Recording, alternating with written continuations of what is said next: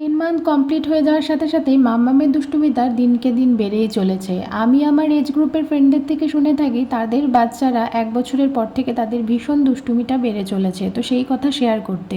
তো জেনারেলি এটাই আমি ভেবে এসেছি 1 বছরের পরও যা দুষ্টুমি করবে। তো দেখছি 1 বছরের আগেই দুষ্টুমি করছে প্রচুর পরিমাণে, এখনও হাঁটতে শিখলো না। এই টেবিল কাভারটা যতবার আমি রাখছি পরিয়ে ততবারই ফেলে দিচ্ছে, এখানে ঢুকছে বেরোচ্ছে, এটাই ওর খেলা, এটাই ওর মজা।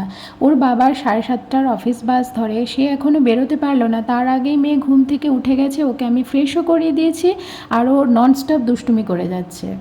সেই সাথে আমি কিছু রান্নার ভিডিও ক্লিপস নিলাম যেগুলো তোমাদের সাথে এখন শেয়ার করছি। আজকে মঙ্গলবার, আজকে ভেজ খাওয়ার দিন, তাই এখানে রান্না করলাম আম দিয়ে মুগ ডাল। আম দিয়ে গরমের সময় এই মুগ ডালটা আমরা খাই প্রচুর। আর আজকে করব বড়ি দিয়ে সর্ষ আর পোস্ত দিয়ে কিন্তু ডাঁটার একটা চচ্চড়ি।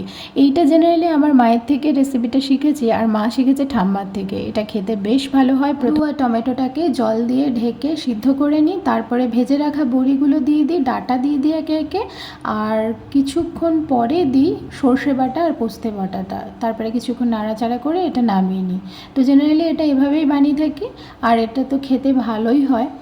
তো যাই হোক, আর অফিসের দিনে না দুটো সবজির বেশি কিছু করা যায় না, তারপরে করার থাকে আবার ব্রেকফাস্ট।